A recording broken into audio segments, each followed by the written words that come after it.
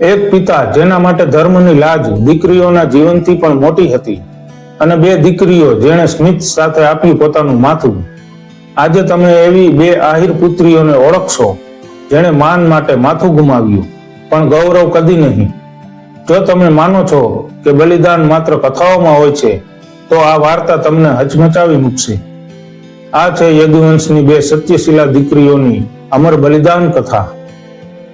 નમસ્કાર દોસ્તો, મારી ચેનલમાં તમારું સ્વાગત છે.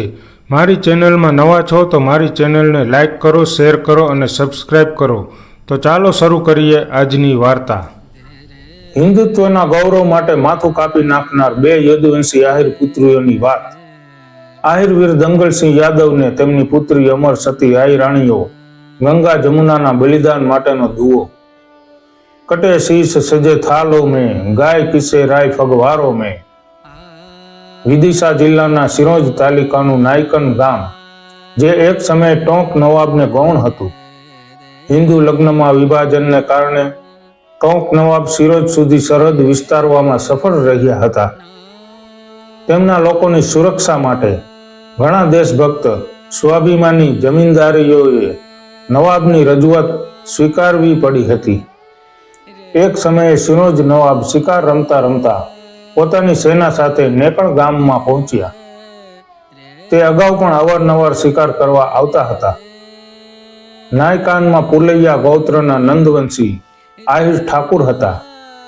અહીં યદુવંશી જાગીરદાર શ્રી ઠાકુર દંગલસિંહે હિન્દુત્વ અતિથિ દેવો ભવની પરંપરાને અનુસરીને તેમની ક્ષમતા અનુસાર તેમનું સ્વાગત કર્યું.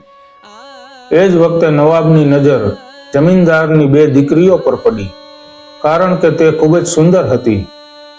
હરામખોર મુસ્લિમ નવાબને હેવાનિયત જાગી અને તેણે કહ્યું કે હું તમારી દીકરીને લઈ જઈશ ને એમની સાથે નિકાહ કરીશ.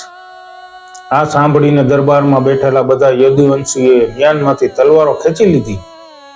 ગંભીર સ્વભાવના જમીનદારે બધાને સમજાવીને નવાબને કહ્યું કે અમે તમને થોડી વારમાં જવાબ આપીશું. તે સભામાંથી તેઓ ઊભા થયા અને તેના ઘરે આવ્યા, અને તેની બે પુત્રીઓ ગંગા અને જમુનાને પૂછ્યું કે તમે મારા આધીન છો કે નવાબના? છોકરીઓએ કહ્યું, પિતાજી, અમારા શરીરનું દરેક ટીપું આપે આપ્યું છે. તમારી આજ્ઞા એ જ અમારું જીવન છે. જમીનદાર સાહેબ જાણતા હતા કે યુદ્ધ થાય તો પણ આપણી હાર નિશ્ચિત છે, અને હાર થયા પછી પણ આ પાપી બંને છોકરીઓ સાથે જતો રહેશે અને આ યદુવંશી લોહીનું પણ અપમાન કરશે. આપણી સંસ્કૃતિનું અપમાન થશે, જેને આપણે સદીઓથી શણગારવામાં આવી છે. આ બધું વિચારીને જમીનદાર સાહેબે તેમની બંને દીકરીઓને કહ્યું કે તમે 16 શ્રૃંગાર કરીને આવો. બંને દીકરીઓ 16 શ્રૃંગાર કરીને જમીનદાર સામે હાજર થયા. જમીનદાર સાહેબે કહ્યું, દીકરી, આજે તમારા પૂર્વજોના સન્માન માટે બલિદાનનો દિવસ છે, તેથી આજે તમારે બલિદાન આપવું પડશે. દીકરીઓએ જવાબ આપ્યો, પિતાજી, આ અમારું જીવન તમારું આપેલું છે. તમને જે યોગ્ય લાગે તે કરવું જોઈએ. પછી જાગીરદાર ઠાકોર દંગલસિંહે તેની બંને છોકરીઓના માથા કાપીને થાળીમાં સજાવીને નવાબ પાસે લઈ ગયા, જેથી તે નવાબનું માથું પણ કાપી શકે. જમીનદાર સાહેબ છોકરીઓના માથા લઈને ઘરની બહાર નીકળ્યા. એ જોઈને યદુવંશી સરદારોમાં રોષની આગ ફેલાઈ ગઈ, અને બધા હર હર મહાદેવ, જય શ્રી કૃષ્ણના નારા લગાવી મુસ્લિમ સેના પર આગની જેમ વરસી ઉઠ્યા ને ભયંકર ધીંગાણું રમાયું. ધન્ય છે એ પિતા જે પોતાની ધર્મની રક્ષા માટે પોતાની દીકરીઓનું માથું કાપી નાખે છે. ધન્ય છે એ છોકરીઓ જેણે પોતાના પરિવારની પ્રતિષ્ઠા માટે ગર્વ અને આનંદ સાથે પોતાનો જીવ આપી દીધો.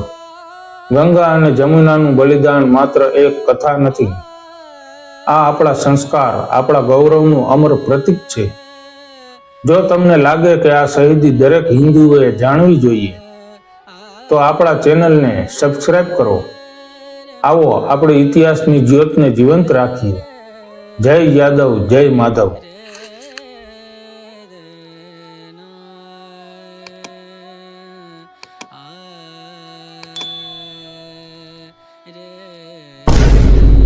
આ વિડીયો તમને ગમ્યો હોય તો મારી ચેનલને લાઈક કરો, શેર કરો અને સબસ્ક્રાઈબ કરો.